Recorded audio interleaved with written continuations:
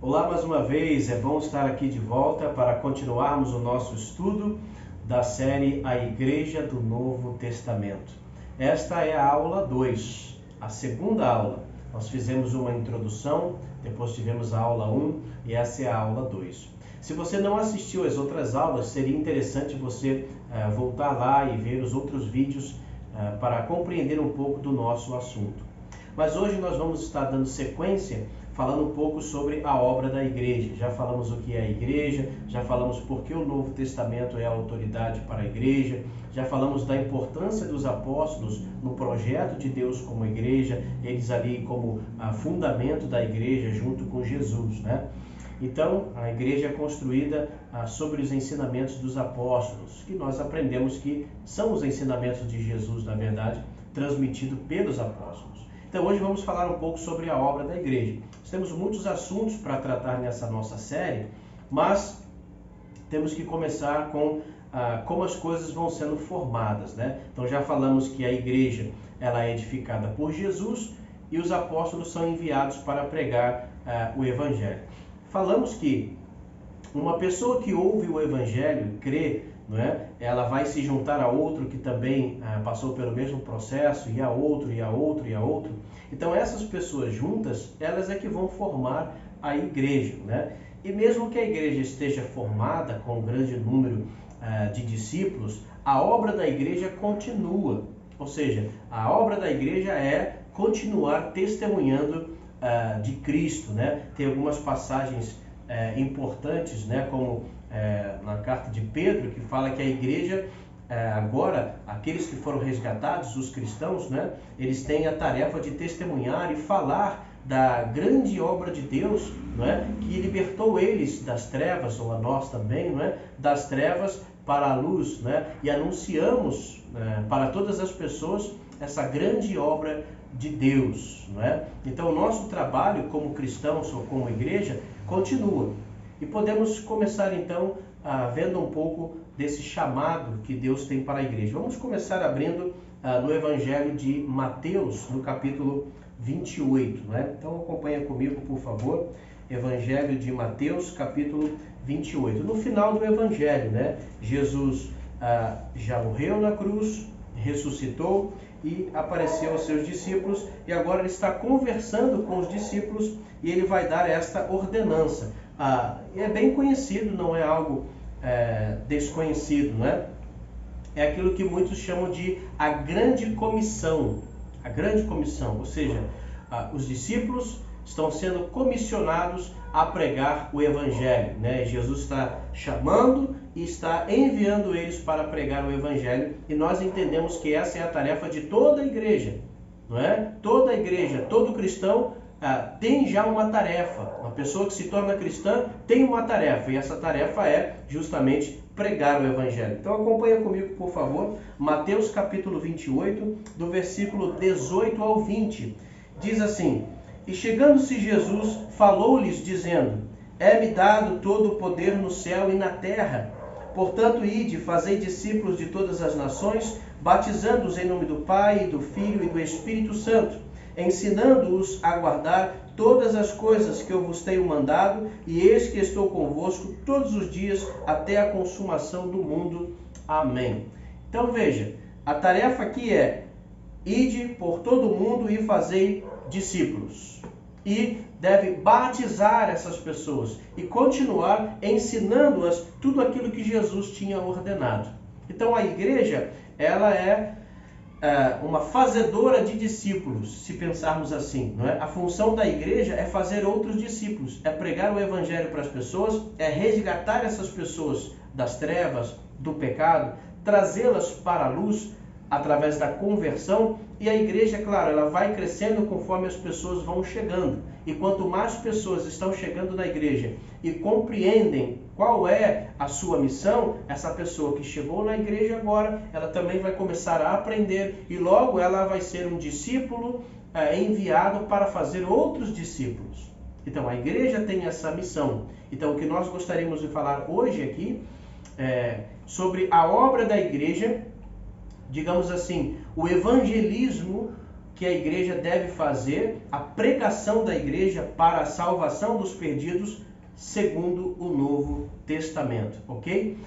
Nós vamos olhar os métodos, a forma, o conteúdo dessa missão da igreja, dos discípulos, dos apóstolos, no Novo Testamento. Como nós já falamos, não nos interessa observar como são feitos em outros lugares ou como foi feito no passado, na história, não é? O nosso objetivo é como o Novo Testamento ensina, né? Como devemos fazer discípulos, como devemos pregar o Evangelho para as pessoas, o que significa a conversão. E aí nós vamos comparar, como sempre fazemos, aquilo que o Novo Testamento está ensinando com aquilo que normalmente se vê, né? Com aquilo que nós talvez aprendemos, talvez você está assistindo, talvez aquilo que você aprendeu, mas será que a forma que você aprendeu, ela é correta segundo o Novo Testamento? Então é isso que nós queremos saber. Bem, aqui está dizendo para eles irem, né, por todo o mundo e pregando, né, fazer discípulos e batizar essas pessoas, né? Lá em Marcos 16 fala aí de pregar o Evangelho, né? E de pregar o Evangelho a toda criatura. Agora, esse é o ponto que nós gostaríamos de tratar aqui. Em tese, né, a igreja ela deve ser uma pregadora do Evangelho. A igreja deve pregar o Evangelho. O cristão, né, o discípulo, ele deve pregar o Evangelho. E aqui talvez alguns vão dizer, mas é óbvio, né, a igreja está aí para pregar o Evangelho. Pois bem, o que nós queremos saber é o que é o Evangelho segundo o Novo Testamento. Porque você pode ver pessoas dizendo que estão pregando o Evangelho, não é? Mas estão falando de outras coisas que são estranhas àquilo que está sendo ensinado no Novo Testamento. Então, o que é o Evangelho segundo o Novo Testamento? O que os apóstolos ensinam para nós sobre o que é o Evangelho? Bem, primeiro, uma passagem muito importante para entendermos está em Romanos capítulo 1. Então, abre comigo lá Romanos capítulo 1. Essa passagem é muito importante, não é? Romanos capítulo 1, versículo 16 e 17 diz assim: porque não me envergonho do Evangelho de Cristo, pois é o poder de Deus para a salvação de todo aquele que crê, primeiro do judeu e também do grego, porque nele se descobre a justiça de Deus de fé em fé, como está escrito, mas o justo viverá pela fé. Observe que o apóstolo Paulo está dizendo que o Evangelho é o poder de Deus para a salvação. Ok? Então, o Evangelho ele tem o poder de salvar pessoas. A mensagem do Evangelho é uma mensagem de salvação. Por tudo que ela envolve. Nós vamos ver aqui o que envolve o Evangelho. Então, por tudo que envolve o Evangelho, tem um poder de salvação, né? Para salvar a todos. Agora, é bem frisado aqui pelo apóstolo Paulo que não é qualquer pessoa, é para salvar a todos os que creem. Todos os que creem. Então, o Evangelho precisa ser pregado, não é? Mas a pessoa que está ouvindo o Evangelho precisa crer, precisa ter fé, precisa acreditar na mensagem que está sendo pregada ou na pessoa da mensagem, né? Porque o Evangelho vai falar sobre Jesus como Salvador. Então a pessoa que está ouvindo precisa acreditar que aquele Jesus que o pregador está falando é Salvador. E o que Jesus está propondo é o meio de salvação. Então, por um lado, deve-se pregar o Evangelho. Por outro, a pessoa deve crer. Veja bem, não existe outro meio de salvação fora do processo do Evangelho. O Evangelho é o poder de Deus para salvar. Então, uma igreja que não prega o Evangelho, ela não está pregando salvação para as pessoas. Se você faz uma campanha evangelística, mas você não fala do Evangelho, você não está pregando salvação para as pessoas. Isso parece óbvio, mas eu conheço muitas igrejas que nas suas pregações, nas suas mensagens, você não ouve nada sobre o Evangelho. Por isso que nós devemos comparar com o Novo Testamento. Por isso que nós precisamos comparar com o Novo Testamento. Porque na igreja do Novo Testamento, a pregação dos apóstolos e da primeira igreja era o Evangelho, falar de Jesus como Salvador para as pessoas. Ok? Então a tarefa da igreja é pregar o Evangelho. A palavra Evangelho significa boas notícias ou boas novas, né? O Evangelho ele traz uma boa notícia. Agora, o que muitas pessoas não compreendem é que boa notícia é essa? Por que uma boa notícia? Não é? Muitas pessoas falam, o Evangelho são as boas novas de salvação. Mas o que às vezes passa um pouco desapercebido é por que precisamos dessa boa notícia de salvação? Bem, nós precisamos de uma boa notícia de salvação porque existe uma má notícia. Então, antes de nós entrarmos no Evangelho propriamente dito, nós precisamos falar da má notícia. E conhecendo, sabendo essa notícia ruim, que diz respeito à nossa situação, então nós vamos entender por que o Evangelho é uma boa notícia.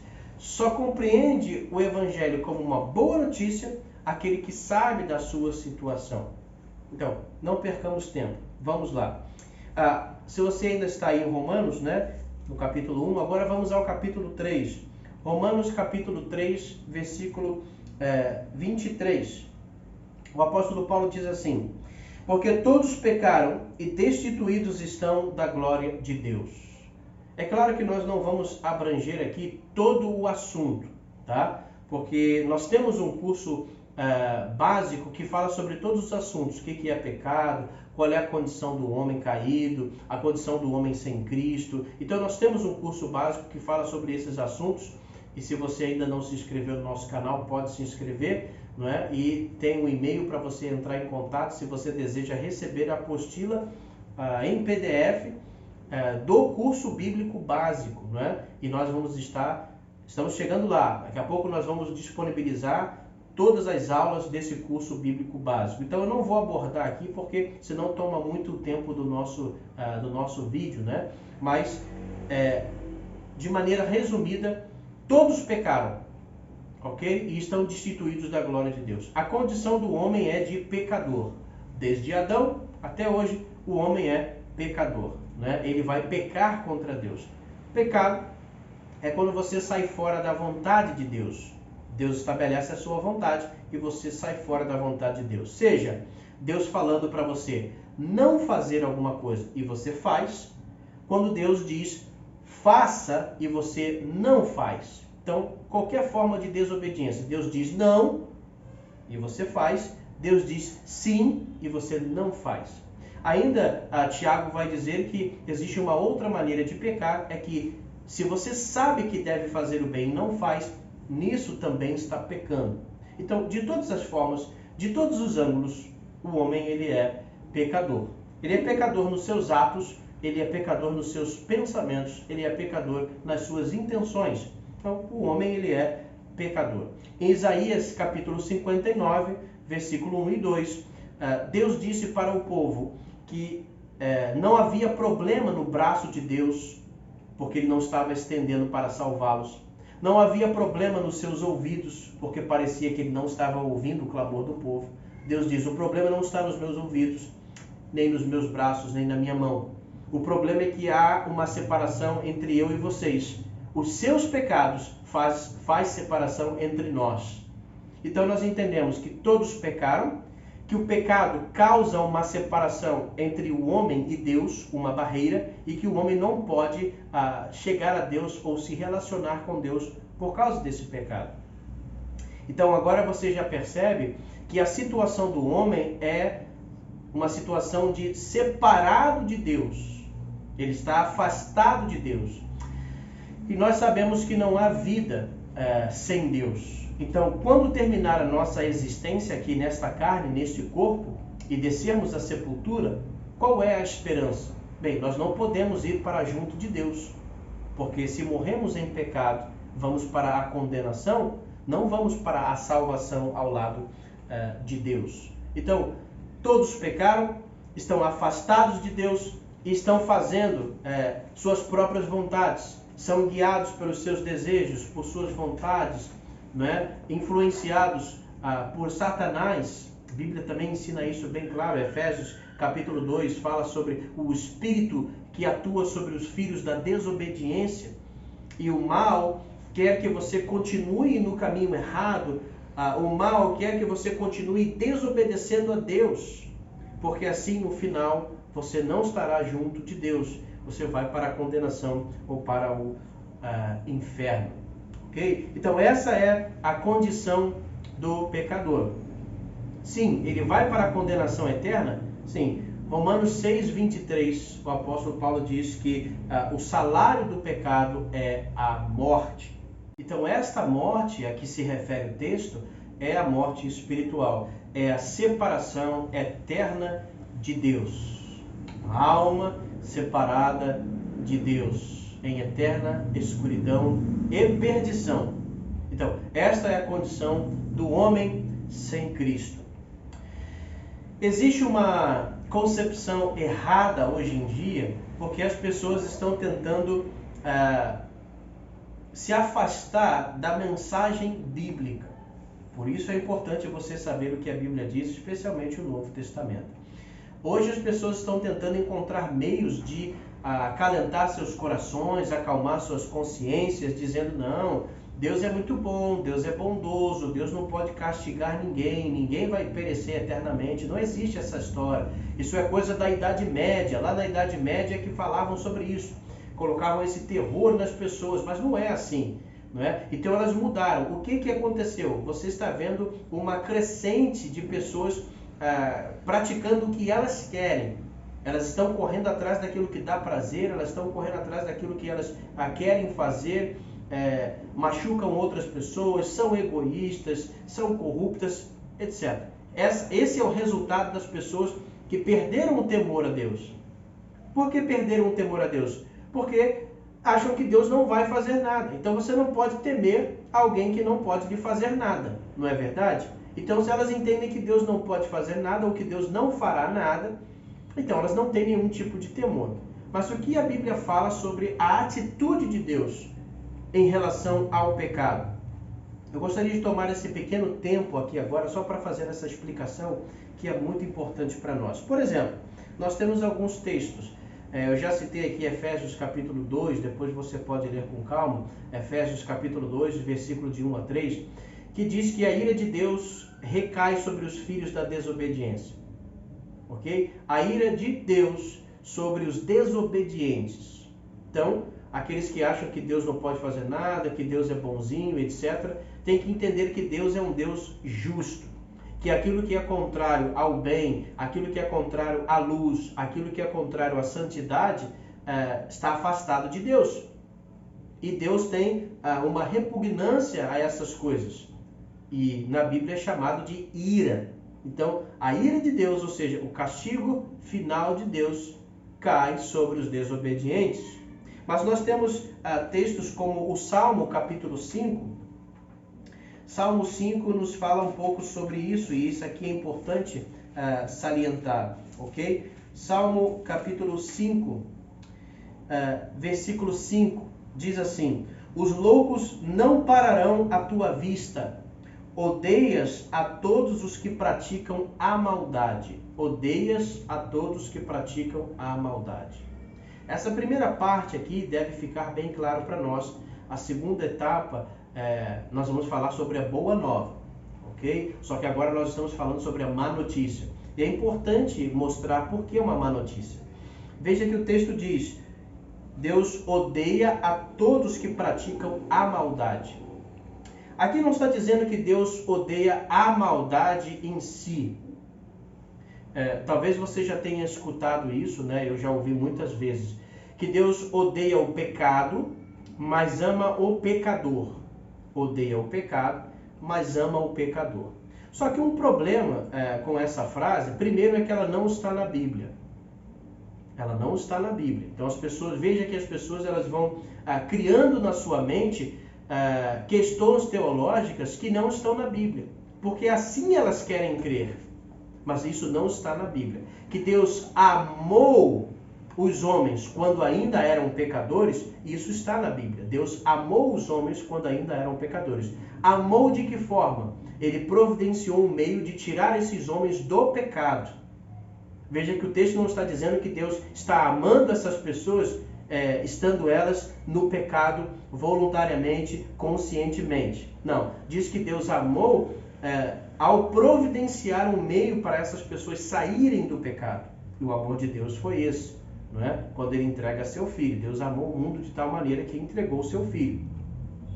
Não é? Isso está claro. Mas o que nós precisamos entender é por que Deus escolheu enviar o seu filho. Se Deus pode amar o pecado, preste bem atenção. Se Deus pode amar o pecador do jeito que ele é, cometendo seus pecados, não precisaria o sacrifício de Cristo. Para que o sacrifício de Cristo, se Deus pode simplesmente continuar amando o pecador?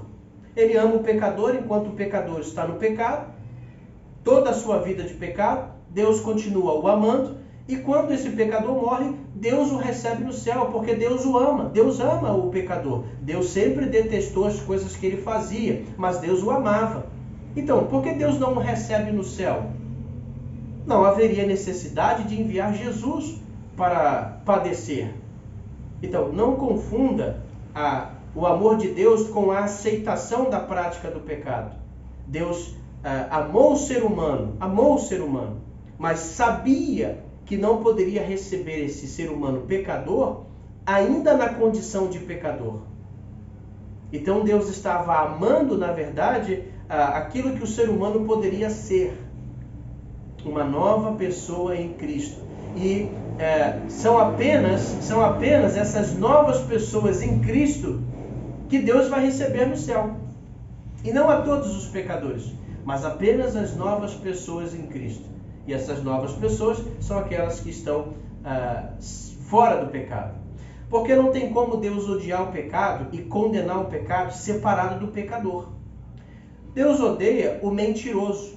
Se você olhar lá na lista em Apocalipse, em outras passagens do Novo Testamento, onde fala sobre aqueles que não herdarão o reino de Deus ou padecerão o tormento eterno, como Apocalipse 21, por exemplo, fala sobre os mentirosos. Deus odeia os mentirosos, né? E diz lá, e a todos os que amam e praticam a mentira. A todos os mentirosos e os que amam e praticam a mentira. Deus lançará fora os que praticam a mentira. Quem pratica a mentira? O mentiroso. Lá não está dizendo que Deus vai condenar a mentira e salvar o mentiroso. Deus vai condenar a prática, mas vai absolver o praticante. Não. Lá está dizendo que ficará fora o praticante, o mentiroso. Porque a mentira, ela não tem vida sem ter um praticante.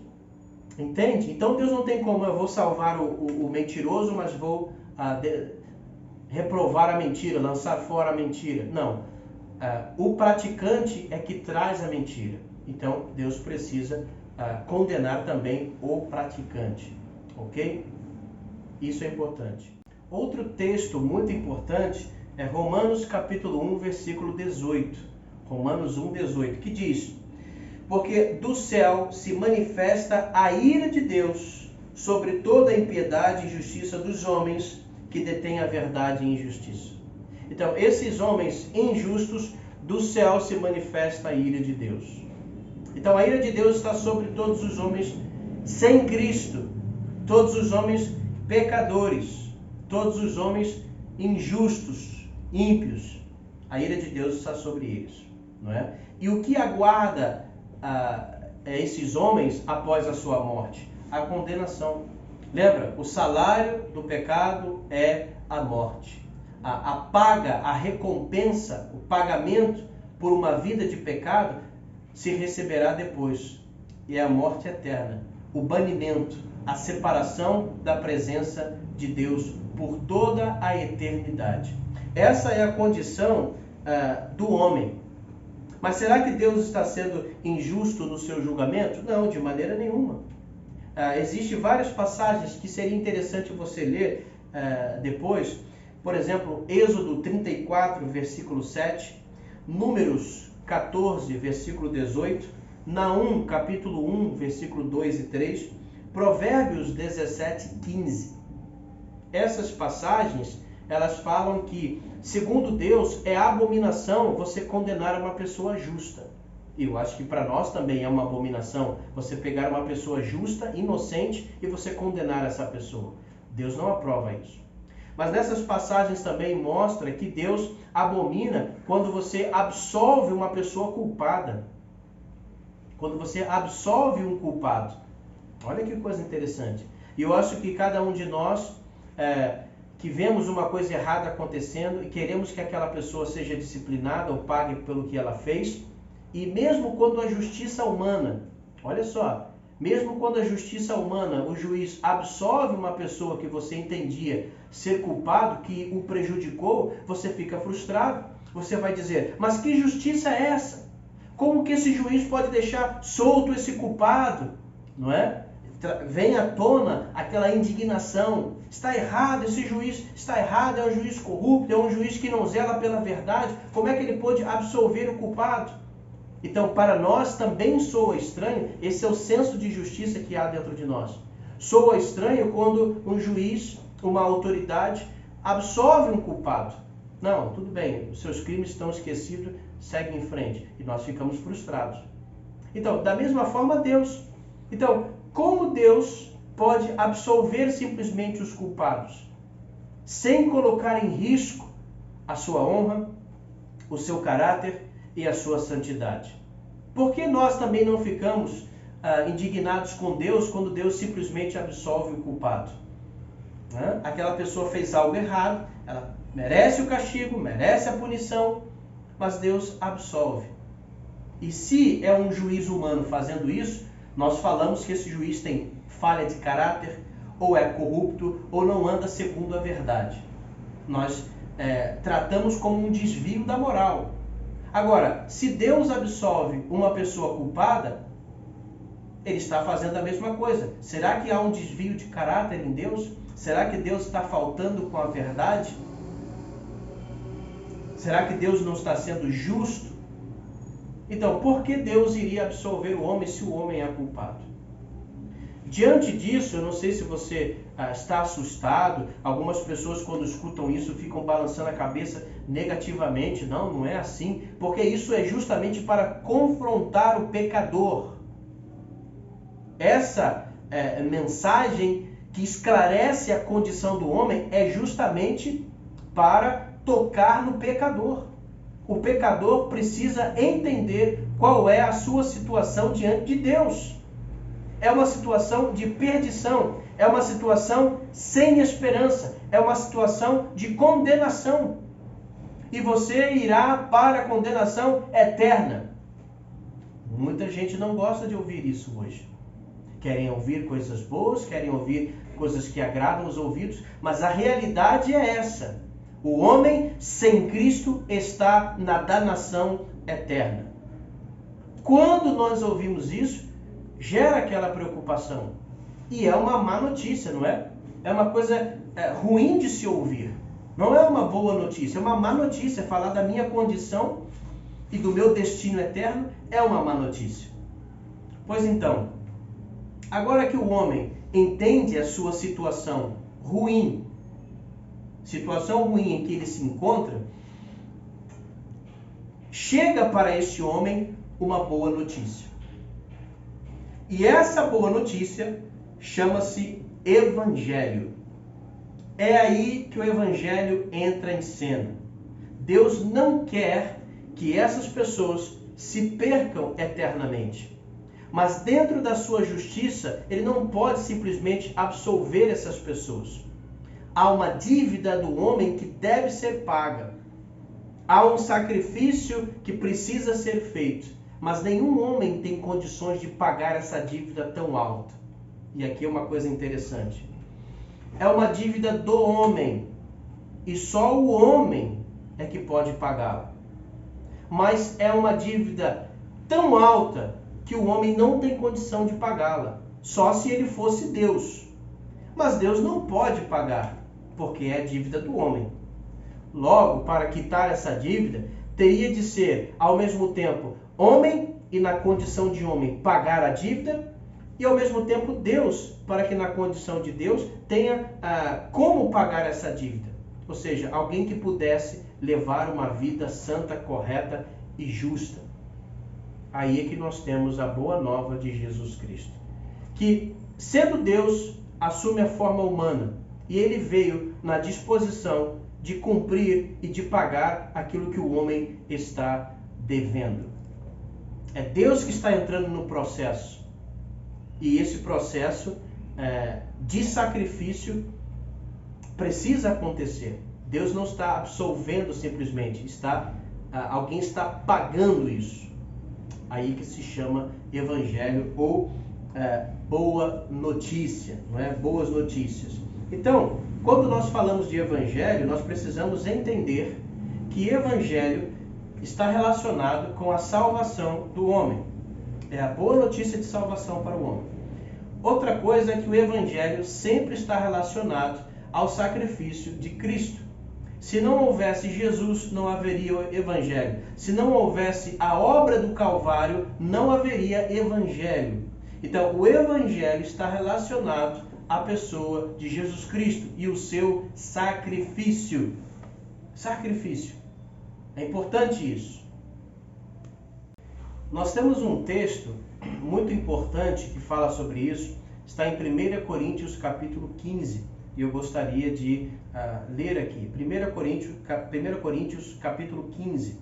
Diz assim, versículo 1. Também vos notifico, irmãos, o evangelho que já vos tenho anunciado, o qual também recebestes e no qual também permaneceis. Paulo está falando sobre o evangelho que ele pregou e o evangelho que a igreja estava permanecendo. Versículo 2. Pelo qual também sois salvos. Por esse evangelho sois salvos. Veja que o evangelho é o poder de Deus para a salvação. Se o retiverdes, ou seja, se vocês guardarem, se vocês conservarem esse evangelho, ele salva desde que vocês estejam vivendo ele, praticando ele. Tal como vô-lo tenho anunciado. Ou seja, vocês precisam guardar o evangelho tal como vô-lo tenho anunciado. Da mesma forma que eu anunciei, o evangelho tem que ser mantido. O que o Paulo está falando? Ele está contra qualquer tipo de adulteração no evangelho. Qualquer coisa que esteja fora daquilo que os apóstolos ensinaram como evangelho, já não é evangelho. Lembra que no início eu falei, muitas pessoas estão falando coisas, pregando coisas, dizendo que é evangelho, mas não é evangelho. E aí Paulo vai explicar mais. Porque primeiramente vos entreguei o que também recebi, que Cristo morreu por nossos pecados segundo as Escrituras, que foi sepultado e que ressuscitou o terceiro dia segundo as Escrituras. Veja, Cristo morto, sepultado e ressurreto. Isso é o Evangelho. Uma mensagem que não fala da morte sacrificial de Jesus e da sua ressurreição não é evangelho. Evangelho está ligado ao sacrifício de Jesus. Romanos 1 nós falamos, o evangelho é o poder de Deus para a salvação. Paulo diz lá em Romanos 10 que os judeus estavam rejeitando a justiça de Deus. Paulo disse em Romanos 1, a justiça de Deus se revela no evangelho. E no capítulo 10, se os judeus estavam rejeitando a justiça de Deus, é porque eles estavam rejeitando o evangelho. Estavam tentando criar ou elaborar uma forma de serem aceitos por Deus fora do evangelho. Mas fora do evangelho não há aceitação de Deus, não há salvação. A justiça de Deus, ou seja, a maneira como Deus recebe o homem justificado e transformado, encontra-se no evangelho. Está claro aí? Se você quiser voltar depois do vídeo e ouvir com mais calma o que eu estou dizendo, eu quero que fique claro para você, tá? Evangelho tem a ver com a obra salvífica de Cristo no Calvário, ok? Eu já vi muitas pessoas, como eu disse, até em campanhas evangelísticas, vamos evangelizar as pessoas. Mas você não ouve eles falarem sobre o Evangelho, você não ouve nada sobre a cruz de Cristo, você não ouve nada sobre o sacrifício de Cristo, você não ouve nada sobre a gravidade do pecado, sobre a condição do homem pecador e como ele precisa do resgate, que só há no sangue de Jesus Cristo. Então, isso não é falado. Logo, não se está pregando o Evangelho. Está falando de qualquer outra coisa. Não está pregando o Evangelho. Há espaço na igreja, nos cultos, nas escolas dominicais, para você estudar toda a Bíblia. Você falar das histórias do Antigo Testamento, você falar da história dos apóstolos, você falar sobre muita coisa, estudar a geografia bíblica, tudo isso há espaço.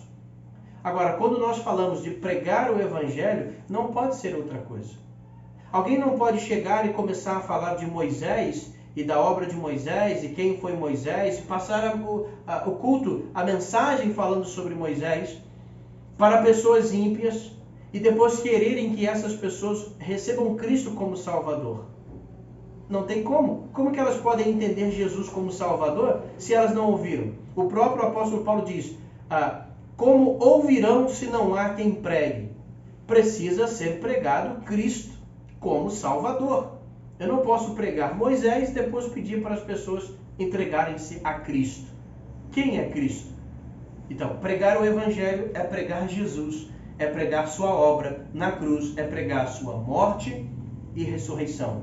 Então veja, o Evangelho tem a ver com o sacrifício de Jesus na cruz, sua morte e ressurreição.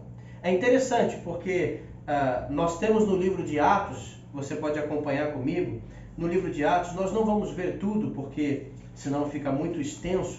Eu vou separar aqui só algumas passagens que mostra a pregação dos primeiros discípulos, a pregação dos apóstolos. Após o dia de Pentecostes, lá estava formada a igreja e eles começaram a pregar. Bem, o que eles pregavam? Eles pregavam o Evangelho, eles pregavam Cristo. A sua mensagem era cristocêntrica, eles falavam de Jesus, eles apontavam para Jesus, eles chamavam os pecadores a se renderem a Jesus.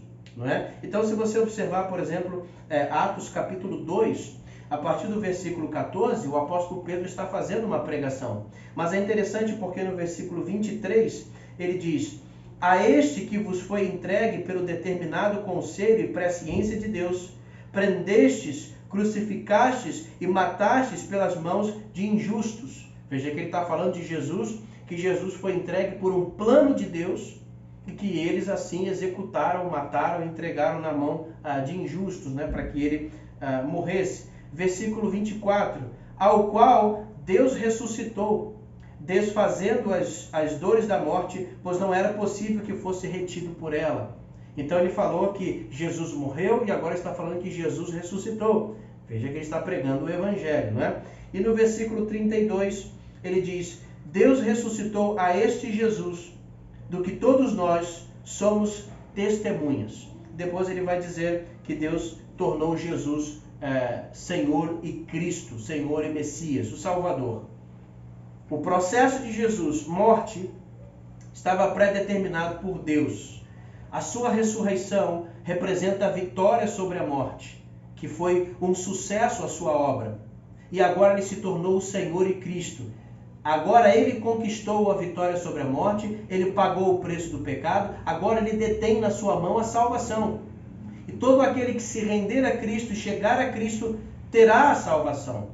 Veja que é uma mensagem muito linda, muito profunda, cristocêntrica.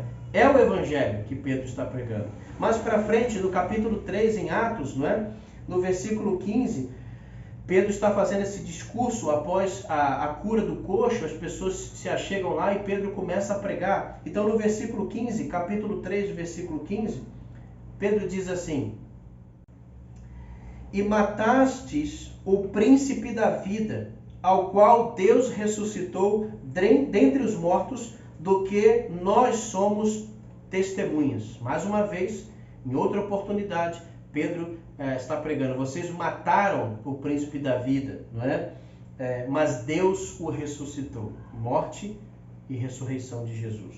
No versículo 18, Atos capítulo 3, versículo 18. Mas assim Deus cumpriu o que já dantes pela boca de todos os seus profetas havia anunciado, que o Cristo havia de padecer.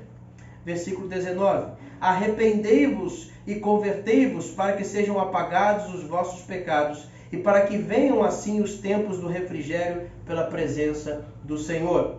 E versículo 26.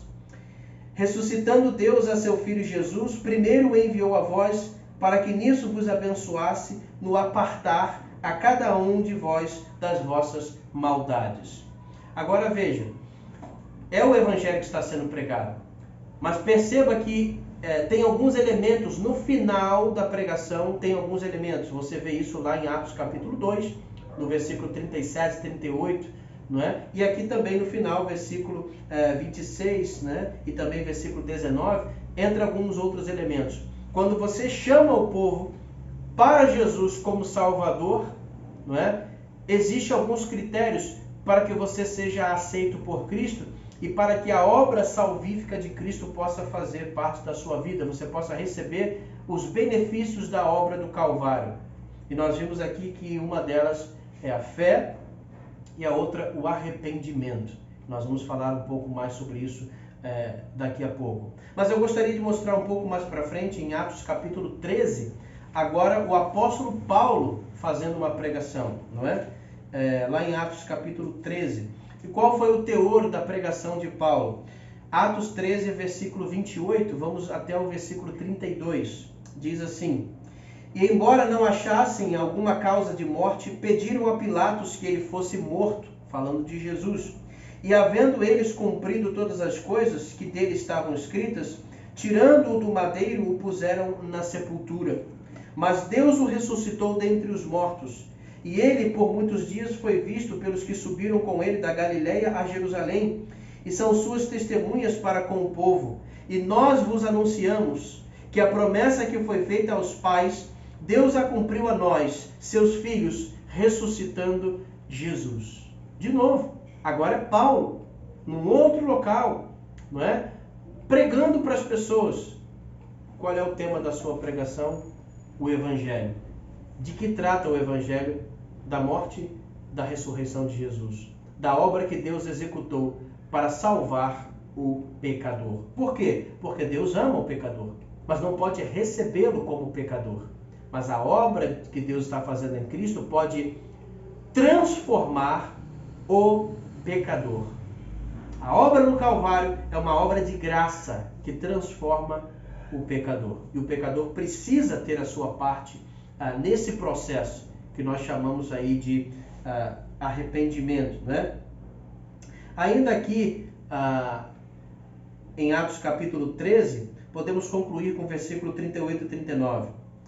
Paulo conclui assim: Seja-vos, pois, notório, homens e irmãos, que por este se vos anuncia a remissão dos pecados, e de tudo que pela lei de Moisés não pudestes ser justificados, por ele é justificado todo aquele que crê. Em Jesus, você, pecador, pode ter os seus pecados perdoados e sua vida transformada. Venha a Jesus, mas é preciso crer nele e arrepender-se dos seus pecados. Pois bem, a Igreja do Novo Testamento tem a missão de salvar os perdidos. Mas como que ela faz? Através do Evangelho. Foi o Evangelho que Deus deu à igreja para que se pregasse, que é o Evangelho, a obra redentora de Cristo na cruz, o seu sacrifício, a sua ressurreição vitoriosa e agora o poder da remissão dos pecados, da transformação e da nova vida que há em Jesus Cristo. A Bíblia vai dizer que Jesus tomou sobre si os nossos pecados, carregou sobre si os nossos pecados. Então, por ele nós somos justificados como resultado da sua obra. Aquilo que o homem deve, Jesus carregou por ele. Mas eu só posso tomar posse disso se eu me entregar a Jesus.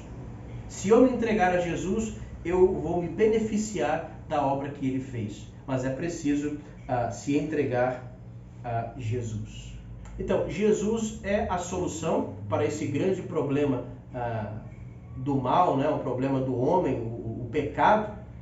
Para a má notícia, Jesus é a boa notícia, é a obra salvadora de Jesus, ok? Então, esta é a obra que a igreja deve fazer. Estamos falando sobre o início da igreja, como que a igreja foi formada, o que a igreja deve seguir, e agora o primeiro passo da igreja é fazer discípulos, é alcançar os perdidos. E qual é a forma que ela faz isso? Através da pregação do evangelho, ok? Agora, é importante nós analisarmos esse processo, ok? Segundo o Novo Testamento. Quais são os passos que o Novo Testamento apresenta para que o pecador possa receber a salvação em Cristo, o benefício do perdão dos pecados e essa nova vida em Jesus Cristo? E essa parte aqui é muito importante que você esteja atento, que preste atenção e que anote as referências bíblicas, porque pelo tempo eu não vou poder citá-las todas, senão o vídeo fica muito longo. Mas eu posso citá-las, mas não posso lê-las, né? Senão o vídeo fica longo. Então eu vou citar algumas eu posso ler, outras eu vou apenas citar e você pode copiar aí. Você pode também pausar o vídeo, né? E abrir a sua Bíblia e conferir, depois dar seguimento no vídeo, ok? Então, nós aprendemos com o ensino dos apóstolos nas suas epístolas e aprendemos também com as suas pregações registradas em Atos, que a mensagem que a igreja leva de salvação é o Evangelho. E que o processo de salvação da parte de Deus foi feito, o sacrifício de seu Filho Jesus. Da parte do homem nós vimos que ele precisa crer e se arrepender. O que mais precisa ser feito? Mais alguma coisa? Sim. Então nós vamos separar aqui 4 pontos principais que o Novo Testamento mostra sobre conversão. Você talvez já tenha ouvido falar dessa palavra conversão, uma pessoa convertida. Conversão é você fazer isso, algo está indo nessa direção e você volta para uma direção oposta. Conversão supõe-se uma mudança, ok? E existe um processo por trás da conversão. Tem pessoas que acham que foram convertidas, mas não foram. Então, por que é importante comparar o que o Novo Testamento ensina? Porque as pessoas, elas acabam ensinando muitas coisas, algumas viram até modismo e algumas igrejas vão copiando de outras e vão reproduzindo aquilo, mas às vezes elas nunca pararam para comparar o que está sendo feito com o que diz o Novo Testamento, para saber se aquilo é certo ou errado. Nunca olharam para o Novo Testamento para aprender, bem, como que a igreja, segundo o ensinamento dos apóstolos, deve lidar com um pecador que está chegando, né? Que está buscando a salvação. Bem, vamos ver esses 4 pontos que eu falei. Mas é importante já salientar que uma das coisas mais comuns é a chamada oração do pecador ou o levantar as mãos. Talvez você já tenha ouvido falar nisso, talvez até já tenha visto ou até tenha feito isso. Quantas pessoas são chamadas à frente, né? Conhecido como chamada ao altar, e a pessoa vai até a frente e alguns levantam a mão e repetem uma oração que o pastor ou que o pregador está falando, né? Senhor Jesus, seja meu Salvador, único, exclusivo, escreva o meu nome no livro da vida e etc. Então a pessoa repete essa oração e a partir dali o pregador, o pastor, toda a igreja entende que aquela pessoa foi salva naquele momento e a pessoa então sai dali sendo salva, alguns até dizendo que o nome foi escrito no livro da vida. Agora, eu conheci muitos casos de pessoas que foram ao culto e alguém estava dizendo, vai lá, recebe Jesus no seu coração, vai lá aceitar Jesus. E a pessoa levantou-se e foi. Chegou lá, levantou as mãos, repetiu aquelas palavras, voltou para casa. Mas algumas semanas depois, aquela pessoa estava no pecado.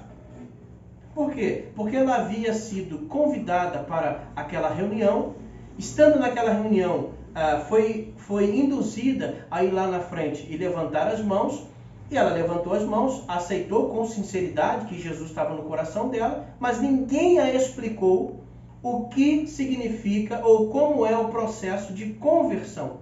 Aquela pessoa diz, eu aceitei Jesus. Mas ela volta, ninguém explicou para ela o que ela precisava deixar. O que ela precisava acrescentar na vida. Ninguém falou para ela sobre esse processo. Entende? Então é muito comum as pessoas fazerem isso. Mas o que o Novo Testamento mostra como base para nós? Primeiro, nós já falamos sobre a fé, não é? Então, a primeira coisa é crer. Primeira coisa, a pessoa tem que ouvir o Evangelho. Já falamos sobre isso. Não tem como pedir para a pessoa ter um compromisso com Jesus se ela não ouvir o Evangelho. Então ela precisa sentar e ouvir o Evangelho. Depois que ela ouve o Evangelho, aquilo precisa gerar fé no coração dela. Se foi pregado o Evangelho e não gerou nada no coração dela, por vários motivos, né? Como Jesus falou do semeador que saiu a semear, às vezes aquilo não vai frutificar no coração dela, pelo menos não naquele momento, né? Então, tem de esperar, precisa esperar. Prega o Evangelho e deve-se esperar que aquela pessoa tenha fé, ok? Mas se no momento ela responde com fé, ela quer se entregar a Jesus, ela acreditou na mensagem de salvação, então ótimo, o primeiro passo é isso. A Bíblia diz que sem fé é impossível agradar a Deus. Hebreus 11, versículo 6. Então, precisa crer que Jesus é o seu Salvador. Precisa crer que Ele morreu pelos seus pecados. A pessoa que está sentada ali ouvindo o Evangelho precisa entender que ela tem pecados que a condenam, que a colocam numa situação de perdição e que somente Jesus pode salvá-la. E ela acredita nisso e quer se entregar a Jesus. Esse é o primeiro ponto, ok? Não existe a salvação sem essa consciência. A pessoa precisa ter essa consciência, ok? E a pessoa vai acreditar nisso, que nós chamamos de fé. Chamamos de fé. Mas nós também sabemos que a fé, ela não é apenas uma crença. A fé na Bíblia é algo prático. A fé é sempre demonstrada. Você pode ler todo o capítulo 11 de Hebreus e ver que a fé é sempre acompanhada de um verbo. Alguém estava fazendo alguma coisa. Abraão saiu, Moisés fez isso, o outro fez aquilo. Então, sempre alguém está fazendo alguma coisa. Tiago vai dizer que a fé sem obras é morta. Ele não está falando de obras da lei, não confunda. Algumas pessoas falam, mas é obras da lei. Não, são obras, ou seja, são ações que dão vida à sua fé.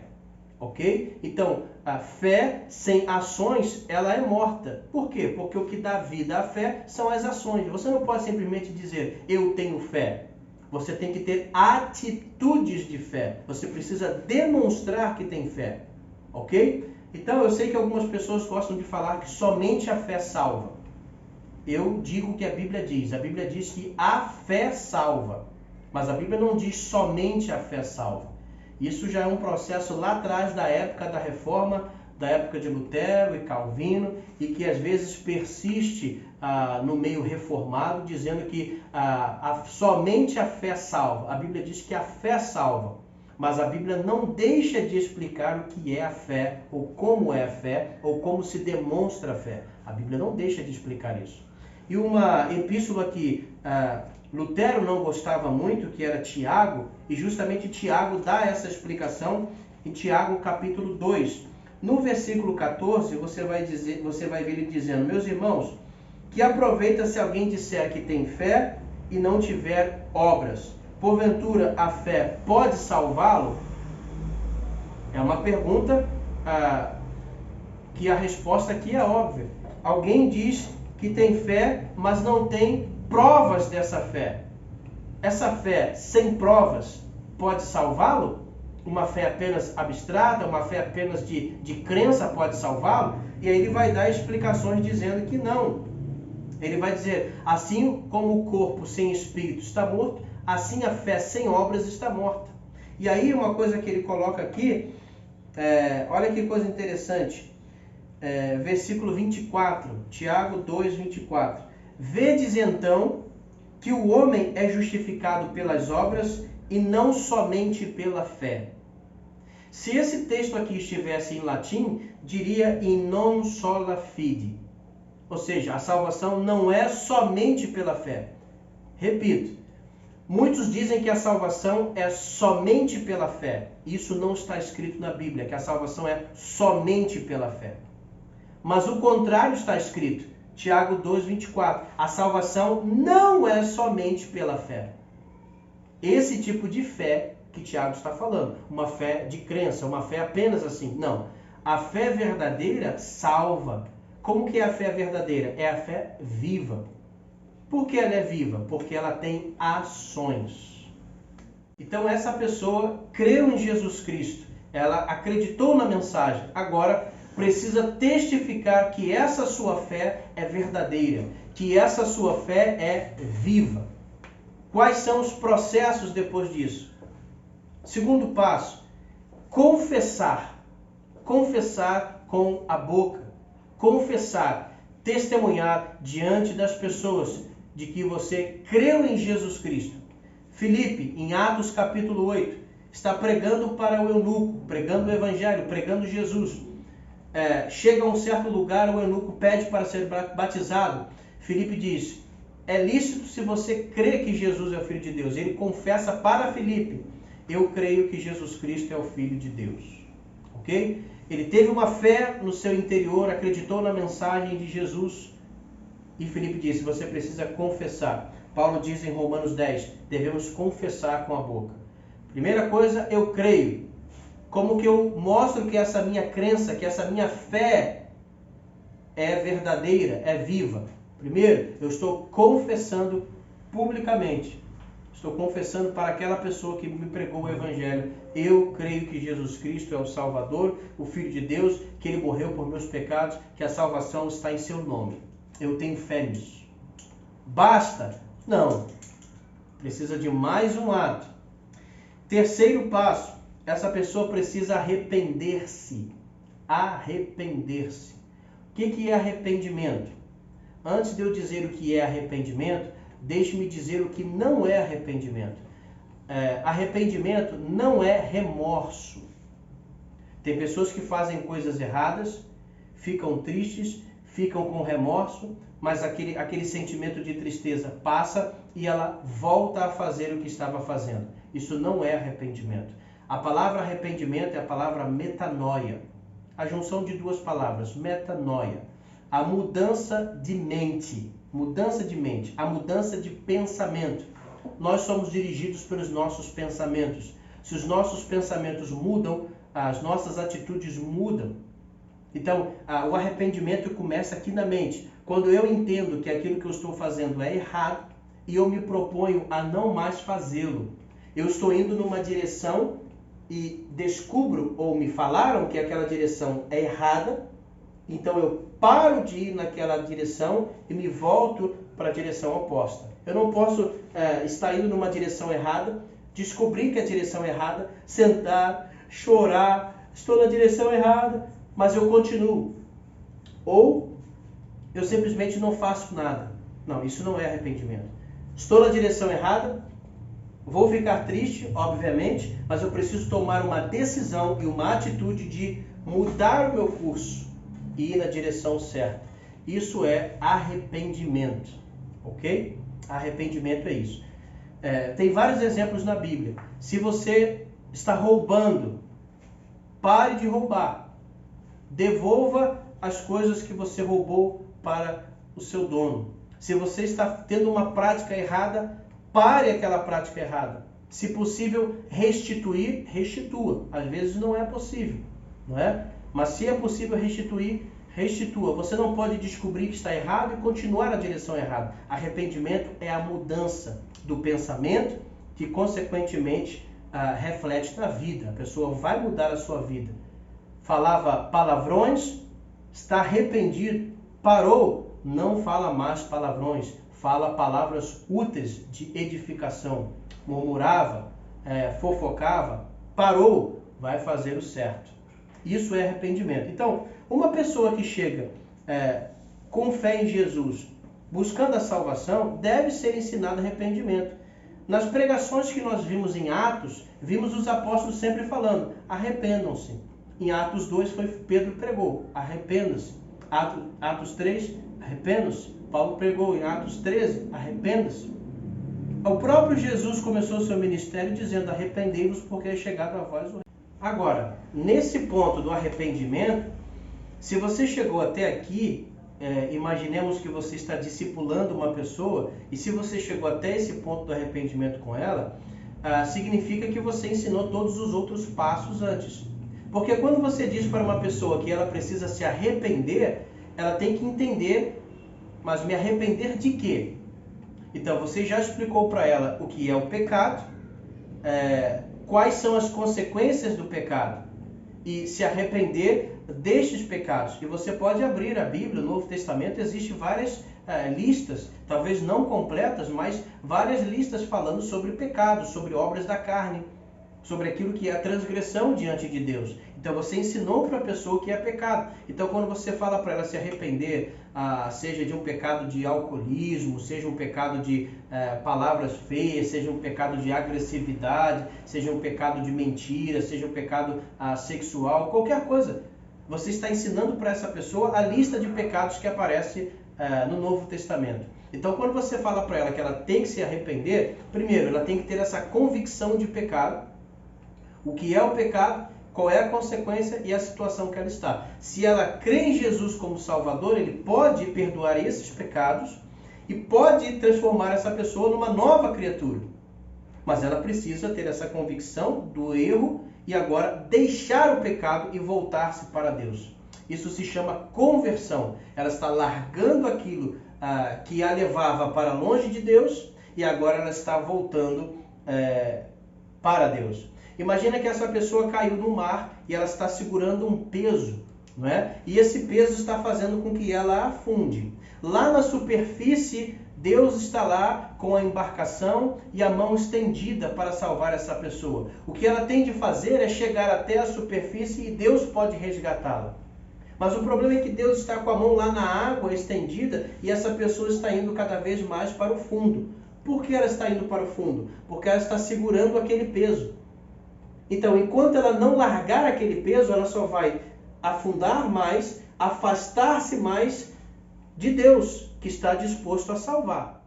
Mas quando essa pessoa larga esse peso, ela então vai flutuar até a superfície, onde ela pode se agarrar na mão do Salvador. Então veja, o arrependimento é essa convicção de pecado e abandonar aquilo que você está carregando, que é errado, para poder receber a bênção, o dom da salvação que Deus está dando em Cristo Jesus. Ok? Então, se você chegou a esse ponto, dizer para a pessoa, arrependa-se, ela já entendeu todo o processo, o que é o pecado e o que ela precisa fazer. Ela acreditou, ela confessou e ela se arrependeu. Para aí? Não, o Novo Testamento não para aqui. Olha que coisa interessante. No processo da salvação, muitas igrejas caminham até aqui. A pessoa creu em Jesus, confessou, se arrependeu. Muitas igrejas vão dizer, bem, parou aqui, essa pessoa já está convertida em Cristo Jesus. Mas o Novo Testamento tem um outro passo que muitas vezes ou é ignorado ou é colocado como uma outra coisa, que é o batismo. O batismo, isso mesmo. Tem pessoas que separam o batismo do processo de conversão. O processo de conversão é ter fé em Jesus, confessá-lo como Salvador. O batismo é um outro processo. É um processo para você fazer parte da igreja, é um processo para você se tornar membro, é um outro processo que não tem nada a ver com o processo da conversão. É o que muitas igrejas ensinam. Mas o nosso interesse aqui é saber o que o Novo Testamento ensina. Bem, primeira coisa que deve ficar claro, leia o livro de Atos dos Apóstolos, estude. Você sempre vai ver a pessoa que está ouvindo o Evangelho e crendo, ela é automaticamente batizada. Automaticamente batizada. Ali não está dizendo para ela que ela foi salva e que agora ela vai ser batizada para fazer parte de igreja. Não. Existiam pessoas em circunstâncias que nem havia igreja. Por exemplo, o exemplo que eu dei agora há pouco de Filipe e Eunuco, eles estão caminhando, Filipe prega o Evangelho, o eunuco nunca tinha ouvido falar de Jesus, mas Filipe, começando no livro de Isaías, fala sobre Jesus. Agora, o eunuco não tinha ouvido falar sobre Jesus, não tinha ouvido falar sobre Evangelho, não tinha ouvido falar sobre conversão, sobre arrependimento, sobre nada. Mas é interessante que o próprio eunuco, quando a carruagem está chegando perto de um local onde havia água, o eunuco diz, eis ali a água, o que impede de eu ser batizado? Nós precisamos raciocinar. Como é que o eunuco pede para ser batizado, se agora há pouco ele nem sabia quem era Jesus? É o óbvio. Filipe, quando falou do Evangelho, com certeza ele falou sobre todos esses processos. O que era o pecado, que Jesus estava morrendo ali, o texto que ele estava lendo ali, Isaías 53, ele tomou sobre si os nossos pecados.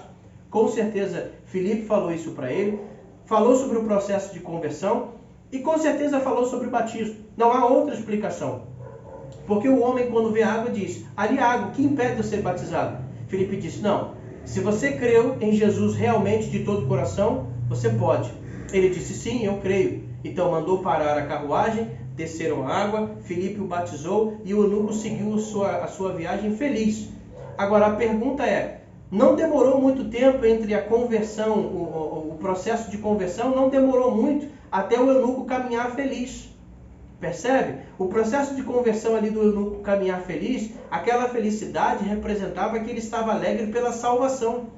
Agora, o processo de conversão envolveu a fé dele, a confissão, o arrependimento e o batismo.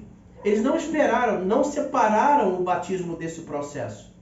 Não é? Dizendo: olha, eunuco, agora você já está salvo em Cristo Jesus, procure alguém para batizar você, ou vamos dar um tempo para que você possa ser batizado. Não. Se você estudar o livro de Atos, você vai ver que todas as pessoas lá que ouviram a mensagem, automaticamente elas eram batizadas. Ok? Então, o batismo faz parte, segundo o Novo Testamento, o batismo faz parte do processo de conversão e do processo de salvação. Não é uma coisa à parte. O eunuco não se batizou para fazer parte da igreja ou de uma congregação local. Nem havia congregação local. Ele estava indo para a Etiópia. Ah, mas ele fez parte do corpo universal de Cristo. Sim, mas não de uma igreja local. E todos os que são batizados em nome de Jesus Cristo fazem parte do corpo espiritual de Cristo onde estiverem. Não de uma igreja local. Não de uma igreja local. Percebe? Então, o que é muito ignorado hoje é o batismo, a sua função, o seu propósito e o que o Novo Testamento fala sobre isso. Ok? Então vamos ver algumas passagens interessantes que falam sobre o batismo. Primeiro, Marcos capítulo 16. Marcos capítulo 16. Seria ótimo que você, ao assistir esta aula, tivesse dúvidas e pudesse perguntar ou colocar a sua posição ou sua dúvida nos comentários. Nós teríamos o imenso prazer de responder você usando como base o Novo Testamento. Se você quer algo mais reservado, escreva para nós. O nosso e-mail vai estar aí embaixo. Escreva para nós com dúvidas, né? Com questionamentos. Nós também teremos o prazer de respondê-lo. Tá? Então, em Marcos capítulo 16... versículo 15 e 16 diz assim: e disse-lhes: ide por todo o mundo, pregai o evangelho a toda criatura. Quem crer e for batizado será salvo, mas quem não crer será condenado. Esse é um texto que as pessoas tentam torcer daqui, de lá para cá. Quem crer e for batizado será salvo. Quem não crer será condenado.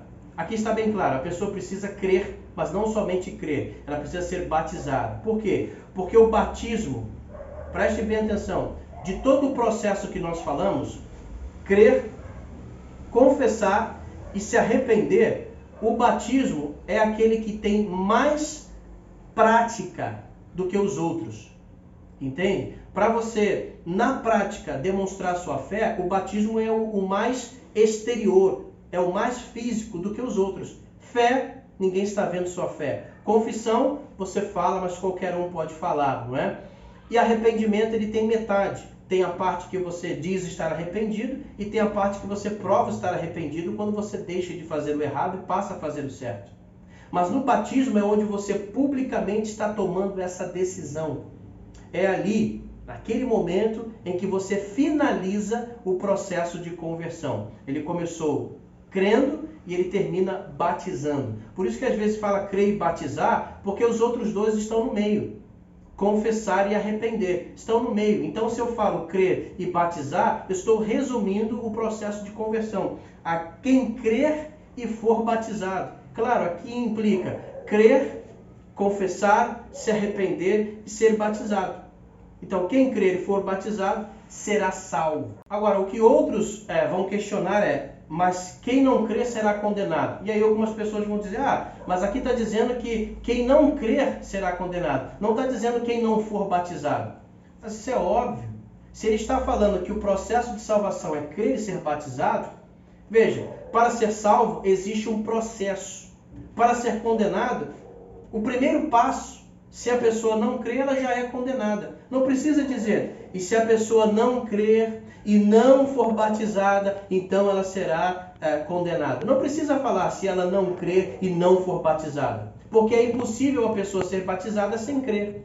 Dentro do processo do Novo Testamento, não é correto a pessoa ser batizada sem crer, embora alguns estão dizendo que creem e estão sendo batizados. Mas dentro do processo correto, a pessoa que não crê, lembra o que Filipe disse para o eunuco, pode ser batizado se você crê de todo o coração. Então, para que ele fosse batizado, ele precisava crer. Se a pessoa não crer, para que ela vai ser batizada? Como que você vai batizar alguém que não crê? Então não precisa, na segunda parte do versículo, acrescentar batismo. Mas quem não crer e não for batizado será condenado. Não precisa acrescentar batismo, porque a própria ideia de não crer já implica que não há batismo. Mas no primeiro, se você quer ser salvo, você precisa crer e ser batizado. O texto é claro, pode fazer malabarismo exegético, mas não vai sair disso aqui. O texto é bem claro quanto a isso, ok? Então isso aqui é importante. Em Atos capítulo 2, quando o apóstolo Pedro está fazendo aquela pregação e as pessoas ouvem a mensagem do apóstolo Pedro, no versículo 37, Atos 2, 37, diz assim, e ouvindo eles isto, compungiram-se em seu coração e perguntaram a Pedro e aos demais apóstolos, que faremos, homens e irmãos? E aí Pedro vai responder o que eles devem fazer. Veja que eles já foram tocados pela mensagem do Evangelho, veio a convicção dos seus erros, do seu pecado, e agora eles perguntam o que precisa fazer. Pedro vai dizer para ele, levanta a mão, aceita Jesus e você está salvo? Recebe Jesus no seu coração e seu nome estará no livro da vida? Aceita Jesus como seu Senhor, o exclusivo Salvador? Não, Pedro não diz nada disso. O que Pedro diz? Versículo 38. Arrependei-vos e cada um de vós seja batizado em nome de Jesus Cristo para a remissão dos pecados. Para o perdão dos pecados. Sejam batizados em Cristo para que os seus pecados sejam perdoados. Isso aqui é importante. Por quê? Porque aqueles judeus estão ouvindo aquela mensagem e uma coisa que comprometeria eles é se eles aceitassem, e o batismo é público, se eles aceitassem batizar em nome de Jesus Cristo. Havia muitos outros judeus que estavam observando, fariseus, etc. Então um judeu ouvir essa mensagem, crer no seu coração, é fácil. Mas se ele se compromete, confessa publicamente, e mais do que isso, ele é batizado, e o batismo significa que você está numa união com aquela pessoa, então ele batizaria em nome de Jesus Cristo, dizendo publicamente, eu estou me unindo a Cristo. E isso geraria para ele até perigo de vida, ou de morte. Risco de vida, né? Risco de perder a vida. Porque ele estaria se comprometendo. Então, uma forma de demonstrar que eles estavam realmente arrependidos e que tinham uma fé viva é na prática. E essa prática é chamada de batismo. E eles deveriam ser batizados, e Pedro diz, para remissão dos vossos pecados. Vocês estarão fazendo isso para serem perdoados dos seus pecados. Então, o batismo aqui, Pedro está pregando para eles, para serem perdoados dos seus pecados. Aqui também não tem como fugir do texto. Eu não posso, queridos, fazer o seguinte, eu não posso pegar declarações de fé, catecismos, né, e coisas elaboradas pelos homens, grandes pensadores do passado, né, e suas convenções, e pegar o que eles elaboraram como crença e ter aquilo como verdade, ignorando o que o Novo Testamento diz. Porque há teólogos para todos os lados, e cada um quer explicar do seu jeito. Mas o Novo Testamento é claro, precisa crer e ser batizado para ser salvo. precisa se arrepender e ser batizado para ser perdoado dos seus pecados. Não tem como fugir disso. Está aqui, está bem claro. Também em Atos, podemos ver mais à frente, Atos capítulo 22, o apóstolo Paulo está narrando como foi o seu processo de conversão, quando Ananias veio até ele depois daquele encontro com Jesus no caminho de Damasco e perdeu a visão. Ananias vai até ele e fala com ele. Aqui é o relato do próprio apóstolo Paulo conversando com as pessoas sobre o que aconteceu ali, naquele momento que Ananias o visitou. E aí, no versículo 16, Atos 22, 16, Paulo diz assim, que Ananias disse para ele: e agora, por que você está demorando? Levanta-te e batiza-te e lava teus pecados invocando o nome do Senhor. Veja, as ações. Levanta-te e batiza-te. Lava os teus pecados, invocando o nome do Senhor. Então aqui, o termo lavar os pecados está associado ao batismo. Como não entender de outra forma? Como não associar Atos 22, 16, lava teus pecados no batismo, com Atos 2, 38? Sejam batizados para a remissão dos pecados. E nós sabemos que o perdão dos pecados representa a salvação, que está lá em Marcos capítulo 16. Então, nesse ponto, é o que o Novo Testamento deixa bem claro. Não tem como fugir disso aqui. A pessoa, para completar o seu processo de conversão, precisa crer, confessar, se arrepender e ser batizado. De acordo com o Novo Testamento, uma pessoa não batizada é uma pessoa não convertida. Uma pessoa não convertida. Se você quer olhar para o processo histórico, basta você voltar um pouco lá atrás, na chamada patrística, ou os pais da igreja, e você vai pegar lá desde do ano 100, 150, 180, 200, e pega o depoimento de Tertuliano, de Cipriano, de Clemente de Alexandria, né? Pega lá o Didaquê, lê esses documentos, não como base de fé, ou como detentores da verdade, mas apenas para você entender como era o processo que a igreja primitiva compreendia esses textos. Você vai ver que eles estão sempre falando de batismo, e eles entendiam o batismo como um processo de conversão, como um processo de lavar os pecados. Você pode ver isso em Justino, pode ver em Tertuliano, basta você pesquisar, para você entender que entendia-se assim lá atrás. Depois, com o tempo, é que as coisas foram mudando e aí tiraram o batismo como parte desse processo. Entende? Não estou falando do batismo simples. Simples que eu quero dizer não estou falando do batismo simplesmente desassociado das outras partes. Desassociado da fé, desassociado da confissão e desassociado do arrependimento. Não estou falando que a simples água tem algum poder. Não, a água não tem poder nenhum.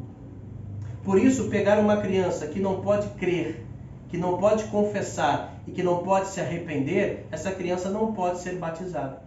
O eunuco perguntou: eis ali água, o que impede? É como se Filipe dissesse: só se você não crê, mas se você crê, nada impede. Eu creio. Então, o que impede uma criança de ser batizada? Ela não pode crer. Ela não pode crer. Ela não pode confessar. E ela não pode se arrepender. Então ela não pode ser batizada.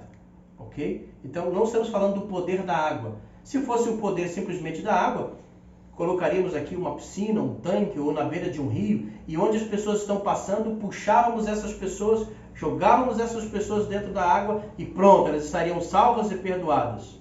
Apenas pelo poder da água. Não. A água, desassociada desses processos, não vale nada. O apóstolo Pedro vai dizer isso em 1 Pedro capítulo 3. Podemos ler, por favor. 1 Pedro capítulo 3. Olha o que o apóstolo Pedro diz.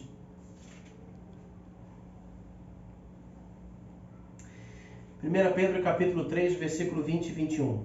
Os quais noutro tempo foram rebeldes, quando a longanimidade de Deus esperava nos dias de Noé, enquanto se preparava a arca, na qual poucas, isto é, 8 almas se salvaram pela água. Olha o que ele diz, se salvaram pela água, fazendo alusão ao dilúvio. Versículo 21, que também a água do dilúvio, que também, como uma verdadeira figura, agora vos salva. Agora vos salva. Essa parte aqui, muitos teólogos, professores de grego, não adianta, vai se embolar com isso aqui. Não adianta jogar para cá ou para lá. Esta água era um símbolo que agora vos salva. É interessante, porque por mais que você queira tratar o batismo como um símbolo ou como algo figurativo, mas o apóstolo Pedro está afirmando, agora vos salva. Aquilo que representava o dilúvio era um símbolo, mas que agora vos salva. E aí mais para frente ele diz, não do despojamento da imundícia da carne, não salva tirando impurezas do corpo físico, mas da indagação de uma boa consciência para com Deus pela ressurreição de Jesus Cristo. Pedro está dizendo, não é o batismo que salva o ato de entrar na água, mas o que salva é se essa pessoa tem uma boa consciência para com Deus. Um batismo sem uma boa consciência para com Deus não salva. Só que aqui é importante destacar. Alguns dizem que a boa consciência equivale ao batismo. Por isso o que vai salvar é a boa consciência e não o batismo. Mas aqui não está dizendo isso. Não está dizendo isso. Está dizendo que o critério para ser batizado é ter uma boa consciência. Se a boa consciência substitui o batismo, então essa pessoa nem precisa ser batizada, porque a boa consciência já é um batismo. Mas não é isso que Pedro está dizendo. Ele está dizendo que o critério para ser batizado de forma correta, de forma salvífica, é a boa consciência. Batizar uma pessoa sem essa pessoa ter uma boa consciência para com Deus é apenas jogar ela na água para lavar o corpo. Agora, se essa pessoa tem uma boa consciência pelos passos anteriores que foram dados, então, quando ela é mergulhada na água, então ela está assumindo um compromisso com Cristo e esse compromisso é salvador, diz aqui, pela ressurreição de Jesus Cristo. Agora, é interessante revelar que o batismo ele está relacionado à ressurreição de Jesus. Grava isso aqui. 1 Pedro capítulo 3, versículo 21. Pela ressurreição de Jesus Cristo. O batismo só tem sua funcionalidade por causa da ressurreição de Jesus. Ressurreição. Por que eu estou frisando isso? Porque quando você vai para Romanos capítulo 6, é um outro texto que fala sobre batismo. Romanos capítulo 6, nós podemos olhar aqui. Podemos começar no versículo 2. De modo nenhum, nós que estamos mortos para o pecado, como viveremos ainda nele? Estamos mortos para o pecado, não podemos viver nele. Como estamos mortos? Paulo diz, ou não sabeis que todos quanto fomos batizados em Jesus Cristo, fomos batizados na sua morte? Então, o batismo é ter um relacionamento com a morte de Cristo. Lembra que eu disse que Cristo morreu, fez a sua obra do Calvário, mas para que essa obra tenha relação comigo, tem um processo a ser feito. E parte do processo é o batismo. O batismo é o momento em que eu entro em contato com a morte de Jesus. Não é? Aí diz assim, versículo 4. De sorte que fomos sepultados com ele pelo batismo na morte, para que como Cristo foi ressuscitado dentre os mortos pela glória do Pai, assim andemos nós também em novidade de vida. Então o batismo ele está relacionado com a morte e a ressurreição de Jesus. Poderíamos até fazer um quadro interessante aqui, eu vou escrever aqui para você entender um pouco melhor. Então, você tem aqui, deixa eu colocar mais para cima, né, para você visualizar bem, tá? Deixa eu colocar mais para cima. Então, você tem aqui Jesus na cruz. Ok? Jesus está na cruz, morreu. Jesus depois foi sepultado. E ao terceiro dia, Jesus ressuscitou. O batismo, em Romanos 6, Paulo está dizendo que é entrar em contato com esse processo. Portanto, aqui, o velho homem, ele morre o arrependimento, abandonando a velha vida, e ele morre, o homem aqui no batismo, ele é sepultado, ok? No batismo. E quando ele levanta do momento do batismo, ele levanta para uma nova vida. Então, Cristo morreu, nós morremos. Cristo foi sepultado, nós somos sepultados. Cristo ressuscitou, nós levantamos numa nova vida. É isso que Paulo está dizendo aqui, versículo 3. Ou não sabeis que todos quanto fomos batizados em Jesus Cristo, fomos batizados na sua morte, de sorte que fomos sepultados com ele pelo batismo na morte, para que como Cristo foi ressuscitado dentre os mortos para a glória do Pai, assim andemos nós também em novidade de vida. Então, perceba aquilo que eu falei. O processo do batismo tem a ver com a morte e com a ressurreição de Jesus, conforme lemos lá em 1 Pedro capítulo 3, versículo 21. O ponto aqui é a morte e a ressurreição de Jesus. E entre esses dois, o sepultamento, tá? Por que isso aqui é importante? O batismo só vigora de maneira completa, como parte do processo de conversão e salvação, após a morte e ressurreição de Jesus. Porque o batismo tem o seu significado na morte e ressurreição. Antes disso, o batismo não tinha esse significado ou essa visão. Ok? Você pode ler nos evangelhos, você pode ler até em Atos 19, aqueles que foram batizados por João, foram rebatizados por Paulo.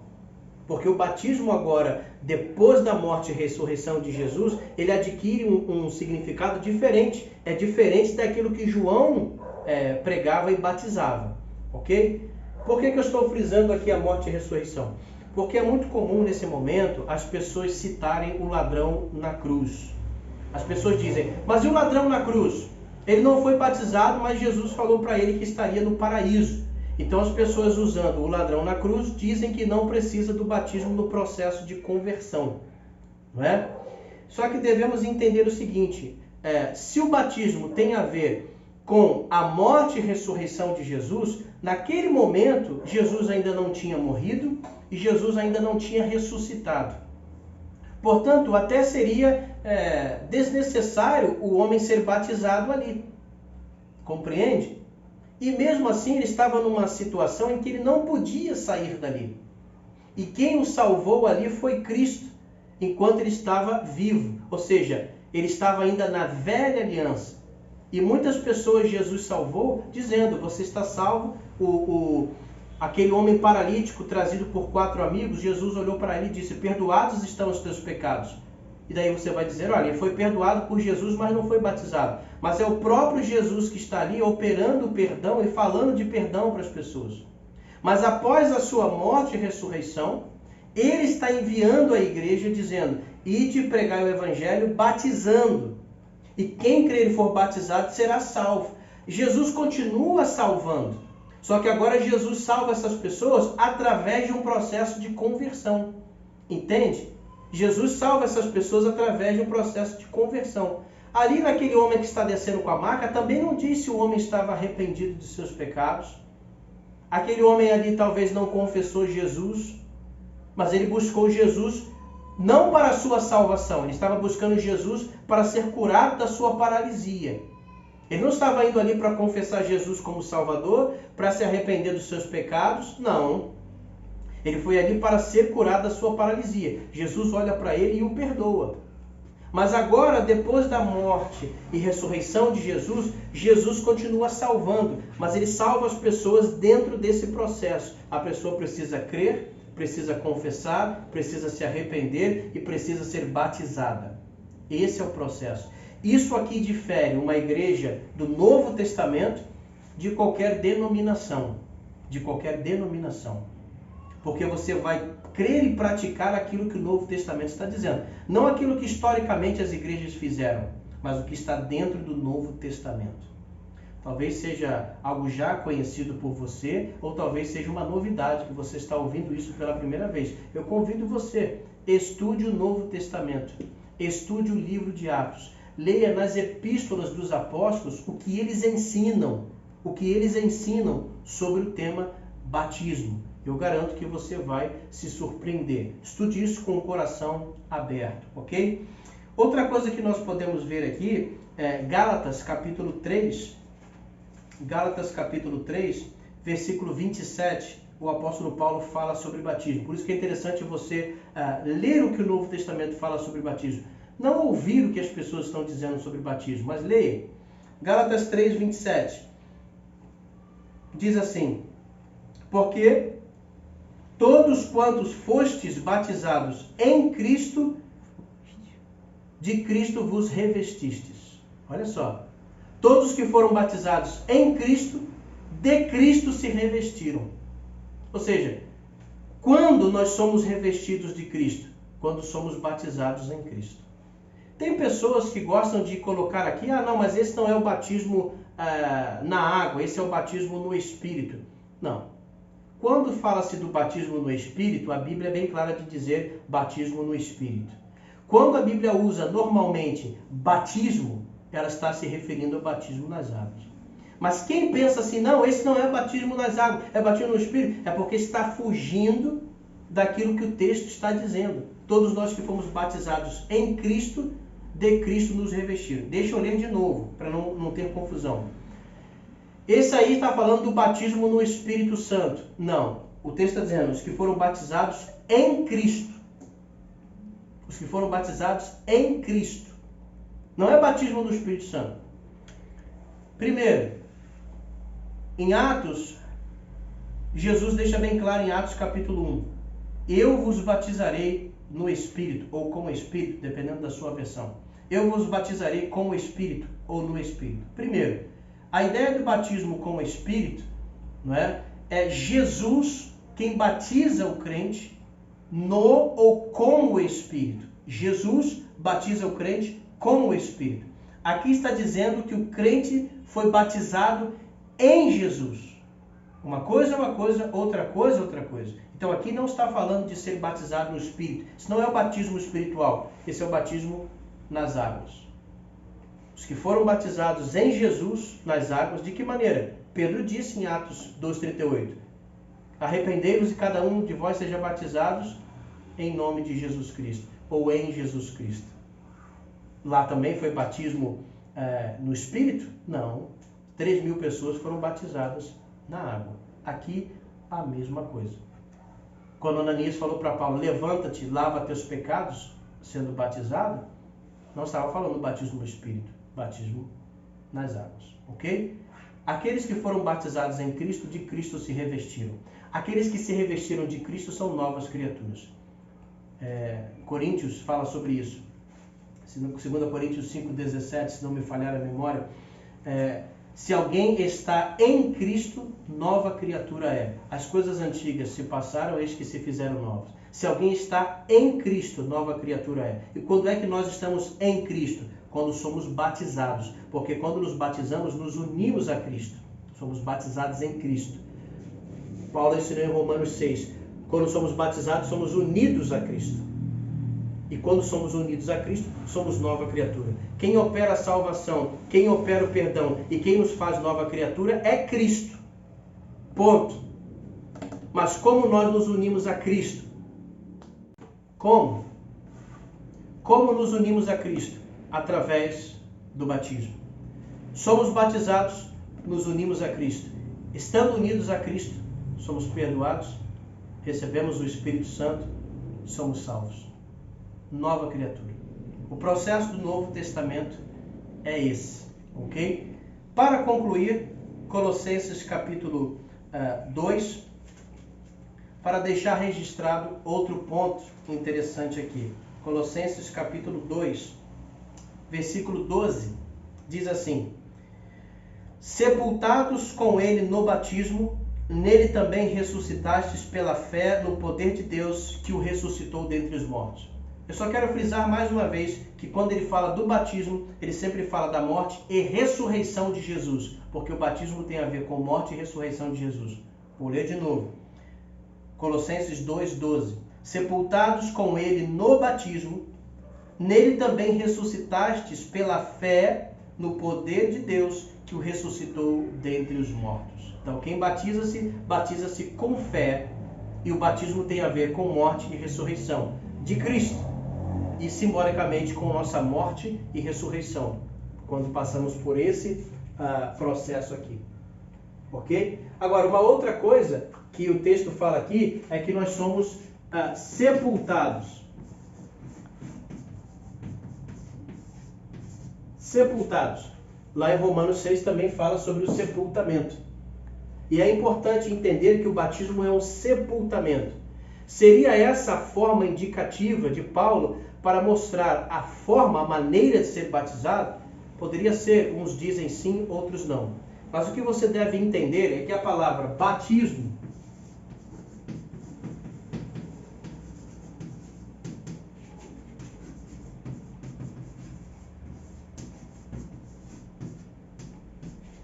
significa imersão ou mergulho.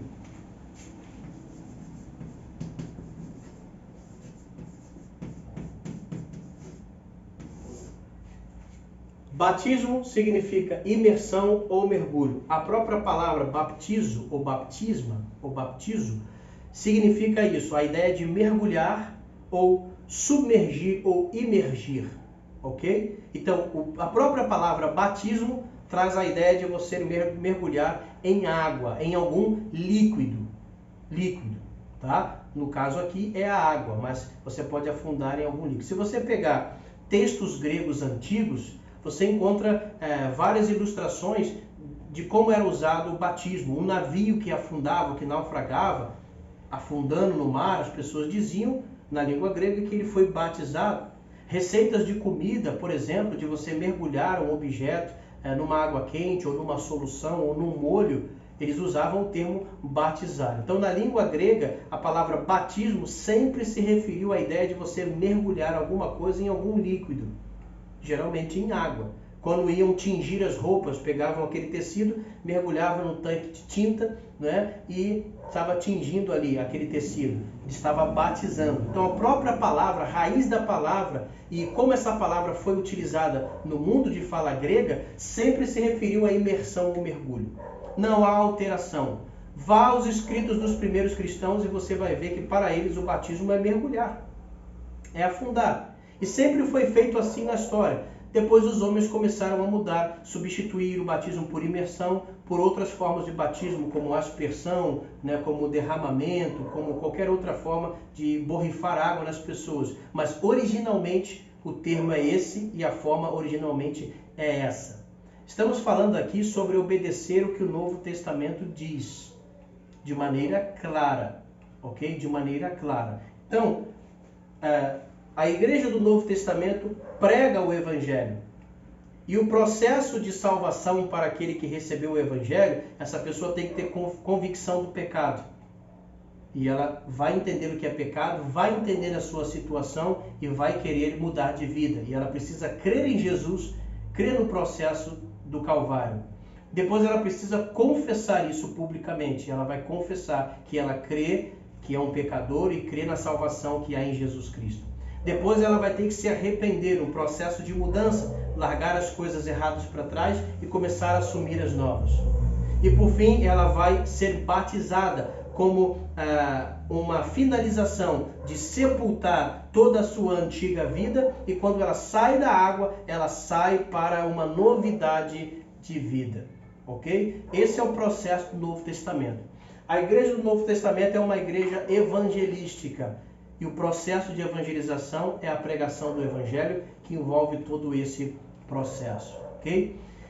Então nós concluímos aqui, terminando por hoje, né, falando sobre como é o ingresso de uma pessoa na igreja segundo o Novo Testamento. Um pecador precisa passar por esse processo e essa pessoa então vai ser recebida na igreja, no reino de Deus, como uma pessoa salva depois desse processo todo.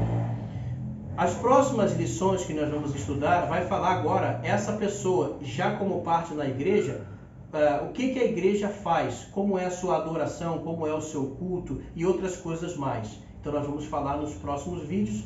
Peço que você continue nos acompanhando, se inscreva no canal, é muito importante, assine lá o sininho para receber as notificações, assim que colocarmos mais lições você vai ser notificado, não é? Compartilhe os vídeos com as pessoas que você conhece, né? Pessoas com quem você sabe que gosta de estudar a Bíblia, compartilhe com elas, tá bom? Deixe seus comentários, deixe o seu gostei também, é muito importante para nós, não é? E se você quer conversar conosco, fazer perguntas, tirar dúvidas, acesse aí o nosso e-mail, mande uma mensagem para nós, tá bom? Continue nos acompanhando, que Deus o abençoe, no nome de Jesus.